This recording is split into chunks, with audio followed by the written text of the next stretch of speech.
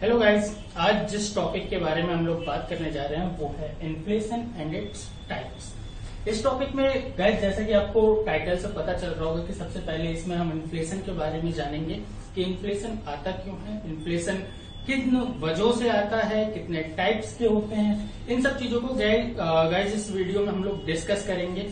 तो चलिए हम शुरू करते हैं और जानते हैं सबसे पहले कि इन्फ्लेशन होता क्या है। तो गाइस सबसे पहले मैं आपको बताता हूँ कि इन्फ्लेशन जो होता है वो सिर्फ एक प्राइस राइज होता है। किसी भी गुड्स, जब कोई भी वस्तु की मूल्य में, जब उसके कॉस्ट में जब इंक्रीमेंट आता है तो आपका इन्फ्लेशन कहलाता है।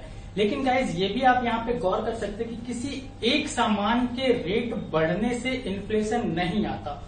गाइज जो इकोनॉमी है उसमें बास्केट्स होते हैं, बास्केट्स के अंदर बहुत सारी चीजों को रखा जाता है। जब ओवरऑल इकोनॉमी में हमें प्राइस राइज देखने को मिलता है तब हम उसे इन्फ्लेशन कहते हैं। तो देखते हैं गाइज कि इन्फ्लेशन आता कब है। तो सबसे पहले गाइज जैसा कि मैंने अभी आपको बताया कि इन्फ्लेशन आने का अंदाजा इस चीज से लगता है जब कीमतों में इंक्रीमेंट होने लगता है, सडन इंक्रीमेंट होने लगता है। अब ये इंक्रीमेंट होता कब है? अगर गाइज अब समझते हैं कि इंक्रीमेंट होने के कारण क्या होते हैं। तो सबसे पहले गाइज एक आपने पढ़ा होगा इसके बारे में, supply and demand. Supply and demand से गाइज इन्फ्लेशन का क्या कंसल्ट है इसको हम देखते हैं। सपोज करते हैं गाइज कि डिमांड करने वाले लोग, जब डिमांड करने वाले लोग बढ़ने लगते हैं। अब गाइज सप्लाई पहले भी लिमिटेड क्वांटिटी में थी, अभी भी लिमिटेड क्वांटिटी में ही है, लेकिन डिमांड करने वाले लोगों की संख्या जो है वो बढ़ने लगी। तो इस कंडीशन को ही इन्फ्लेशन कहते हैं। अब इन्फ्लेशन का देखते हैं हम लोग कि इन्फ्लेशन कैसे आता है। तो एक एग्जाम्पल के थ्रू समझते हैं कि सपोज कीजिए कि 3 लोग हैं या 4 लोग हैं या 5 लोग हैं, वो किसी शॉप पे जाते हैं, उन्होंने सर्टेन टाइप ऑफ गुड्स, मतलब कि एक ही तरीके के सामान की उन्होंने डिमांड की। अब गाइज लोग कितने थे? 5 कंज्यूमर्स थे। अब 5 कंज्यूमर किसी शॉप पे जाते हैं और वो किसी भी एक चीज की डिमांड करते हैं, कुछ भी लेते हैं। सपोज करते हैं कि सॉल्ट, नमक का पैकेट, इसकी डिमांड करते हैं। अब दुकान में, अब इन लोगों ने एक सॉल्ट की डिमांड की। अब दुकानदार ने जब अपने स्टोर में देखा तो उसने पाया कि वहां पे 5 ही सॉल्ट के पैकेट थे। तो गाइज यहाँ पे आप देख सकते हैं कि 5 डिमांड थी, 5 बैकएंड पे प्रोडक्ट था, तो वो 5 लोगों को मिल गया। लेकिन गाइज कंडीशन तब चेंज हो जाती है जब यहाँ 5 की जगह कितने लोग आ जाते हैं? 10 लोग पहुंच जाते हैं। जब 10 लोग पहुंचते हैं, अब इनकी डिमांड को फुलफिल करने के लिए इस दुकानदार के पास 5 और नमक का पैकेट होना चाहिए था। जब ये कंडीशन नहीं होगी, जब इसके पास ये चीज नहीं होगी, तब क्या होगा गाइस? तो अब शॉपकीपर बोलेगा, शॉपकीपर क्या बोलेगा कि जो भी ज्यादा पैसे देगा नमक का पैकेट उसे ही मिलेगा। मतलब गाइस जब हायर डिमांड हुई तो गुड्स की प्राइसेस क्या होने लगी? इंक्रीज होने लगी। तो इंक्रीमेंट किस वजह से हुआ? तो ये आप समझिए, डिमांड क्या था? पहले से बढ़ गया डिमांड, लेकिन सामने प्रोडक्ट जो था वो सेम पोजीशन पे ही था। मतलब पहले जितनी क्वांटिटी थी बाद में भी उतनी ही क्वांटिटी है। तो इस कंडीशन में मैंने आपको बताया कि शॉपकीपर बोलेगा कि जो ज्यादा पैसे देगा उसे हम सामान देंगे। अभी भी वो 5 ही सामान दे सकता है, तो इसमें से वो 5 लोग जो सबसे ज्यादा पैसे देंगे उन्हें सामान मिल जाएगा। लेकिन गाइस इस सिनेरियो में हमने क्या देखा कि जो चीज पहले 10 रुपए की होगी वो हो सकता है अब 15 रुपए की बिकने लगे। तो इन्फ्लेशन सिर्फ इतना ही होता है। अब जानते हैं कि अब यहाँ पे आप इस चीज को भी समझ सकते हैं कि इन्फ्लेशन को कंट्रोल कैसे किया जा सकता है। तो सप्लाई को बढ़ा के, अगर आप सप्लाई को मतलब +5 यहाँ पे फुलफिल और कर दे तो आप डिमांड को फुलफिल कर सकते हैं, मतलब इन्फ्लेशन नहीं आएगी। वैसे क्या इन्फ्लेशन एक अच्छी चीज भी होती है। हमें इन्फ्लेशन अगर नहीं आता है तो इकोनॉमी ग्रो नहीं करती है। तो इन्फ्लेशन जब हद से ज्यादा बढ़ने लगती है तो वो खराब होता है। अब यहाँ पे आपने, यहां तक में आपने क्या समझा कि इन्फ्लेशन आता क्यों है। अब जो मैंने आपको यहाँ पे एक चीज बताई, क्या बताई कि इन्फ्लेशन जब आता है तो हम सप्लाई को बढ़ा के जो है इन्फ्लेशन को कंट्रोल कर सकते हैं। लेकिन अब सपोज करते हैं कि सप्लाई बढ़ ही नहीं सकती, तब क्या होगा, अब सप्लाई जब नहीं बढ़ेगी उस कंडीशन में क्या होगा, तो गाइस इसमें से जो 5 लोग हैं, अब 10 लोग थे, जो 5 लोग बाद में आए, अब ये 5 लोग, अब यहाँ पे मैंने सॉल्ट लिया, वो तो सभी खरीद सकते हैं, सपोज करते हैं सॉल्ट की जगह कोई बाइक थी। अब ये जो एक्स्ट्रा 5 लोग गए खरीदने के लिए, ये तब गए जब इनके पास इतने पैसे आ गए कि ये बाइक खरीद सके। अब यहाँ पे गाइस दूसरा कंडीशन ये होता है कंट्रोल करने का कि इन 5 लोगों की जेब से पैसा ले लिया जाए। अब आप इन्हें मार पीट के तो पैसा ले नहीं सकते। अब कंडीशन क्या आती है, अगर इन्हें अपने पैसों पे इंटरेस्ट मिलने लगे, मतलब इन्हें इनके पैसों पे ज्यादा इंटरेस्ट मिलेगा, तो हो सकता है ये लोग बोले कि चलो आज नहीं 1 साल बाद बाइक ले लेंगे, थोड़ा अपने पैसे को इन्वेस्ट करते हैं ताकि उससे ज्यादा इंटरेस्ट हमें मिले। तो आपको पता होगा इंटरेस्ट हमें कहाँ पे मिलता है, बैंक में मिलता है। तो अब कंडीशन क्या होगी, ये लोग अगर बैंक में जाके अपना पैसा डिपॉजिट कर दें तो इन्फ्लेशन कंट्रोल हो सकता है। तो उसके लिए बैंक को क्या करना पड़ेगा, इन्हें इनके सेविंग पे या एफडी पे ज्यादा इंटरेस्ट पे करना पड़ेगा। तो ये गाइस, अब ये चीज जो थी इसे फिस्कल पॉलिसी से कंट्रोल किया जाता है, और ये चीज जो है इसे मॉनेटरी पॉलिसी से कंट्रोल किया जाता है। वो आगे हम किसी और चैप्टर लेक्चर में देखेंगे। फिलहाल हम लोग देख लेते हैं कि इन्फ्लेशन क्या है, और इन्फ्लेशन अब देखते हैं कितने तरीके से आ सकती है। ऐसे अब हम देखते हैं कि इन्फ्लेशन आने के पीछे कारण क्या होता है। तो पहला क्या होता है, demand pull inflation, and second क्या होता है गाइस, कॉस्ट पुश इन्फ्लेशन। तो गाइस डिमांड पुल इन्फ्लेशन के बारे में मैंने आपको थोड़ी देर पहले बताया था कि जब एक कंडीशन में जब क्या होती है तो चीजों की डिमांड बढ़ने लगती है, किसी पर्टिकुलर सिंगल थिंग्स की ले लेते हैं या फिर एक बास्केट में जितने भी गुड्स होते हैं उनकी डिमांड क्या है, बढ़ने लगी, but on the same side जो उसकी सप्लाई है वो क्या है, लिमिटेड है, मतलब क्वांटिटी जितनी पहले थी उतनी ही अब है। तो इसके बारे में गाइस मैंने आपको एग्जांपल दिए थे, चाहे वो आप सॉल्ट से समझ सकते हैं या फिर आप बाइक के एग्जांपल से समझ सकते हैं। इस पे आप इसे कैसे आप टैकल करेंगे वो भी मैंने आपको बताया था कि उसे फिस्कल पॉलिसी के थ्रू भी टैकल किया जा सकता है एंड मॉनेटरी पॉलिसी के थ्रू भी टैकल किया जा सकता है। फिस्कल पॉलिसी गवर्नमेंट टैकल करती है उसके थ्रू, एंड मॉनेटरी पॉलिसी के थ्रू आरबीआई टैकल करती है, जिसके बारे में हम किसी और लेक्चर में पढ़ेंगे। अब गाइस यहाँ पे हम बेसिकली देखते हैं कॉस्ट पुश इन्फ्लेशन के बारे में कि ये किस तरीके से आता है। तो गाइस कॉस्ट पुश इन्फ्लेशन में क्या होता है कि इसमें एक ऐसी कंडीशन होती है जब चीजों की क्वांटिटी में कोई फर्क नहीं आता, मतलब चीजें जितनी पहले थी उतनी ही अब भी है। फर्क कहाँ आया गाइस कि पॉकेट, लोगों के पॉकेट उसे अलाउ नहीं करते हैं, लोगों को अलाउ नहीं करते कि वो पर्टिकुलर इन चीजों को जाके खरीद सके।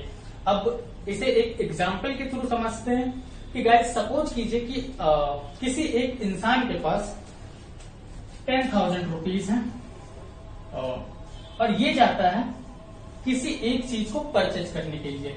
सपोज कीजिए कि वो एक टीवी खरीदने गया, ठीक है गाइस। अब ये जब दुकान पे पहुंचता है तो इसे पता चलता है कि टीवी 10 की जगह 12,000 का है, मतलब गाइस इसकी पॉकेट साइज से अलाउ नहीं कर रही है कि ये टीवी खरीद सके। अब इसका मतलब ये नहीं कि मार्केट में टीवी नहीं है, मार्केट में टेलीविजन पहले से अवेलेबल है। अब कंडीशन, अब पर्याप्त मात्रा में सफिशिएंट है मार्केट में चीजें, बट अब कंडीशन क्या होगी कि इसकी पॉकेट साइज इतनी नहीं है कि ये जाके इस चीज को खरीद सके। अब गाइस समझते हैं, अब आप समझ सकते हैं कॉस्ट पुश इन्फ्लेशन किस तरीके से आता है। इसमें क्या होता है गाइस, जो गुड्स या सर्विसेज होती है वो सफिशिएंट होती है मार्केट में, बट लोगों के पास उतने पैसे नहीं होते कि वो जाके उन चीजों को परचेज कर सके। अब ये होता क्यों है गाइस, तो कॉस्ट पुश इन्फ्लेशन एक डायरेक्टली भी देखने को मिलता है हमें और एक इनडायरेक्टली भी देखने को मिलता है। डायरेक्टली का एग्जांपल समझते हैं हम लोग। डायरेक्टली किस तरीके से देखने को मिलता है, तो सपोज कीजिए कि गवर्नमेंट ने किसी पर्टिकुलर, सपोज करते हैं चाइना से इंपोर्ट को क्या किया, बैन कर दिया। अब जैसा कि गाइस आपको पता है कि चाइनीज गुड्स जो होते हैं वो किसी और, जो हमारे देश में मैन्युफैक्चर हो या फिर कहीं किसी और देश से हम इंपोर्ट करते हैं, उनसे काफी ज्यादा सस्ते होते हैं। अब सपोज कीजिए गाइस कि इस कंडीशन में अगर चाइनीज प्लेयर मार्केट में होते तो इसे 10,000 में टीवी मिल जाता, ठीक है गाइस। लेकिन अब गवर्नमेंट ने जब चाइनीज प्रोडक्ट को बैन कर दिया, अब जो लोकल मतलब कि इंडियन प्रोड्यूसर हैं, जो मैन्युफैक्चरर हैं, जो टीवी बना रहे हैं या और किसी देश से इंपोर्ट होके आ रहा है, उनकी कीमत 10,000 के ऊपर है, तो ये इंसान तो खरीद नहीं पाएगा। तो ये एक एग्जांपल था गाइस जो डायरेक्टली कॉस्ट पुश इन्फ्लेशन ला सकता है। मतलब किसी पर्टिकुलर कंट्री से जहां से सामान सस्ते आते हैं वहां पे अगर हम इंपोर्ट चार्जेस बढ़ा दें या फिर हम उन कंट्रीज को बैन कर दे कि वहां से हम इंपोर्ट नहीं करेंगे, तो कॉस्ट पुश इन्फ्लेशन देखने को मिल सकता है, बट ये रेयरली होता है। सेकंड कंडीशन समझते हैं गाइस कि इनडायरेक्टली कैसे होता है। इनडायरेक्टली में आप देख सकते हैं, सपोज कीजिए कि ये टीवी 10,000 की ही थी। अब हुआ क्या गाइस कि पेट्रोल और डीजल या फॉसिल फ्यूल्स के प्राइस इतने ज्यादा बढ़ने लगे, या फिर टीवी बनाने में जो भी लोकल कंपोनेंट्स यूज होते हैं, सपोज कीजिए कि आपका एलईडी जो है, एलईडी के रेट बहुत ज्यादा बढ़ गए। अब आपको पता होगा कि टीवी मैन्युफैक्चर करने में एलईडी का भी यूज होता है। अब चाइना से जैसे एलईडी बैन कर दिया गया, या फिर पेट्रोल डीजल के प्राइसेस बढ़ गए, तो दोनों कंडीशन में क्या होगी गाइस, तो अब टीवी की मैन्युफैक्चरिंग कॉस्ट बढ़ जाएगी। और जैसे ही टीवी की मैन्युफैक्चरिंग कॉस्ट बढ़ेगी तो इसका रेट इंक्रीज होगा, इसका रेट इंक्रीज होगा तो आप खरीद नहीं पाएंगे, आप खरीद नहीं पाएंगे तो कॉस्ट पुश इन्फ्लेशन आ जाएगा। तो यहाँ पे ये एक एग्जांपल था गाइस कि डायरेक्ट टीवी का रेट तो नहीं बढ़ा, लेकिन इसे बनाने में जो चीजें यूज होती है उसका रेट बढ़ गया, या फिर पेट्रोल डीजल या फॉसिल फ्यूल के रेट बढ़ने से इसका ट्रांसपोर्टेशन का चार्ज बढ़ गया, और ट्रांसपोर्टेशन का चार्ज बढ़ेगा तब भी ये इसके कॉस्ट प्राइस में ऐड होगा, या फिर इसके कंपोनेंट्स जो इनमें यूज होते हैं उनका भी प्राइस अगर बढ़ता है तब भी इसके फाइनल प्राइस में हमें फर्क देखने को मिलेगा। तो आई होप गाइस आपको कॉस्ट पुश इन्फ्लेशन भी समझ में आया होगा। अगर वीडियो अच्छा लग रहा है तो वीडियो को लाइक करके और चैनल को सब्सक्राइब जरूर करें। एंड गाइस इससे रिलेटेड अगर आपको आर्टिकल पढ़ना हो तो नीचे डिस्क्रिप्शन में मैंने लिंक दिया है, वहां पे जाके आप आर्टिकल पढ़ सकते हैं इसके बारे में और डिटेल में। तो आइए गाइस अब हम लोग समझते हैं कि इन्फ्लेशन के टाइप्स कितने होते हैं, कौन कौन से होते हैं। तो गाइज आपको मैं बता देता हूँ कि सबसे पहले हम लोग इसमें क्रीपिंग इन्फ्लेशन के बारे में पढ़ेंगे, फिर वॉकिंग इन्फ्लेशन के बारे में पढ़ेंगे, फिर हाइपर इन्फ्लेशन के बारे में पढ़ेंगे, स्टैगफ्लेशन के बारे में पढ़ेंगे, और भी चीजें हैं गाइज। आइए अब उसकी तरफ चलते हैं हम लोग। तो गाइज इन्फ्लेशन बेसिकली 4 टाइप के होते हैं। कौन कौन सा होता है? तो क्रीपिंग इन्फ्लेशन सेकंड हो गया, वॉकिंग इन्फ्लेशन थर्ड हो गया हमारा, गैलोपिंग इन्फ्लेशन फोर्थ हो गया हमारा,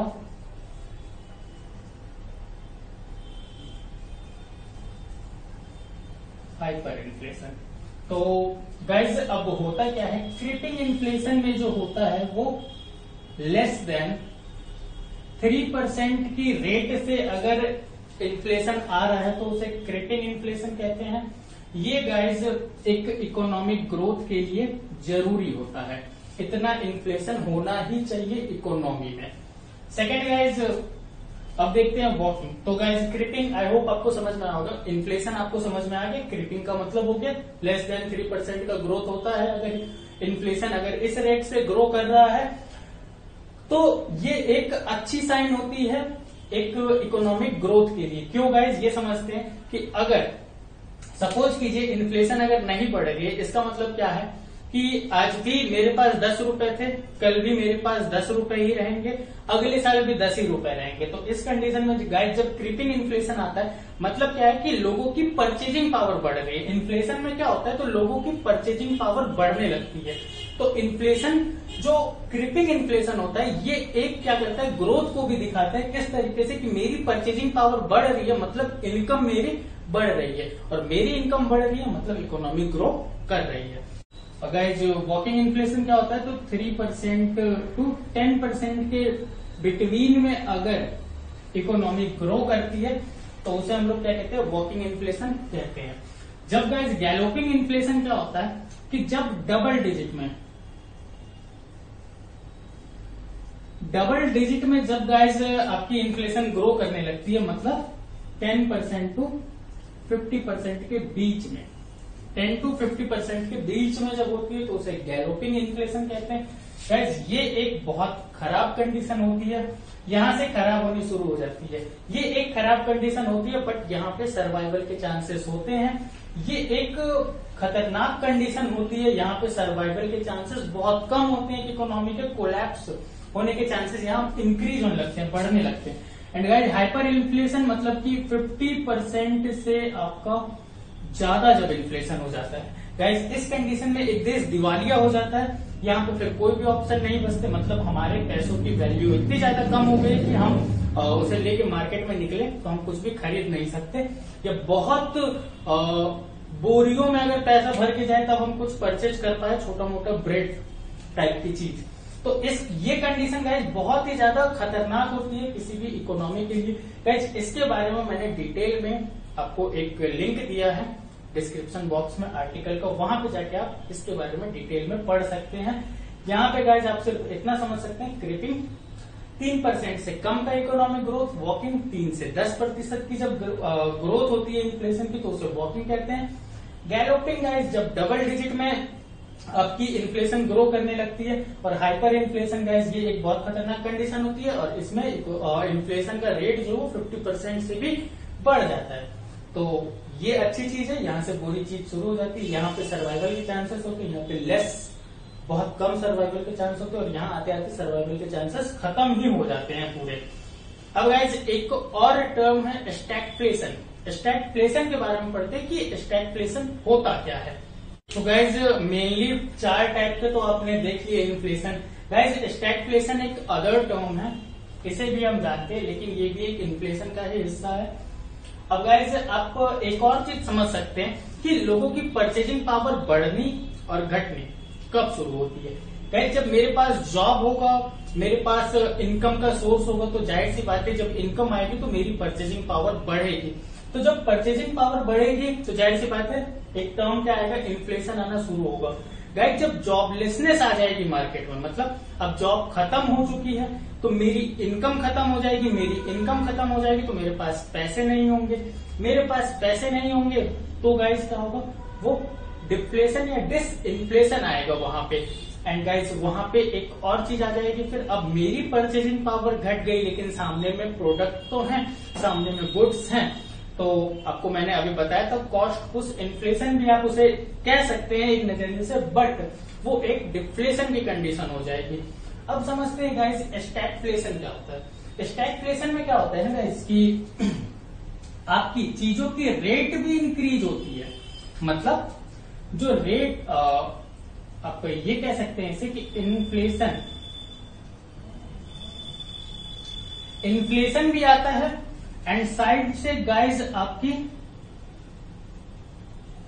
अनएम्प्लॉयमेंट भी बढ़ती जाती है, जो कि अभी इंडिया फेस कर रही है।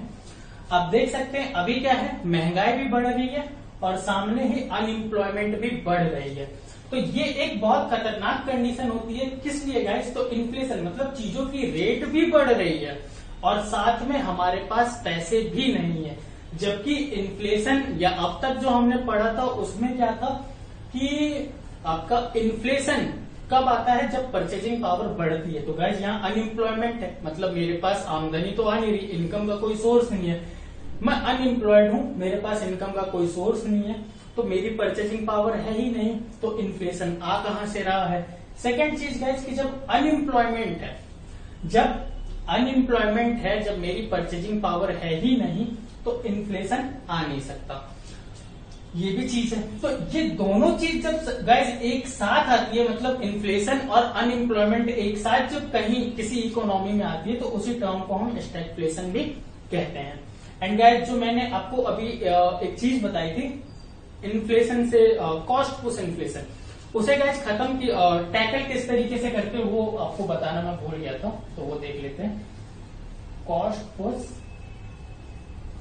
इन्फ्लेशन को टैकल कब करते हैं या किस तरीके से करते हैं। तो गाइस इसमें आपने देखा था, मैंने एक एग्जांपल दिया था आपको कि जब हम किसी देश से सामान को बैन कर देते हैं तो इस तरीके का भी इन्फ्लेशन आ सकता है उस चीज को बैन करने से, या और भी बहुत सारे हिडन फैक्टर होते हैं। तो इस चीज को टैकल करने का एक आसान तरीका क्या होता है कि मार्केट में उस प्रोडक्ट के सब्स्टिट्यूट ले आना जो उससे कम रेट में हो। मतलब आपके पास कोई भी प्रोडक्ट हो तो वो वैरायटी ऑफ प्राइसेस पे अवेलेबल होना चाहिए। मतलब वो कम प्राइस से बहुत हाई प्राइस तक का होना चाहिए ताकि इकोनॉमी में रहने वाला हर इंसान उस चीज को परचेज कर सके, उसकी परचेजिंग पावर हो इतनी कि वो हर चीज को परचेज कर सके।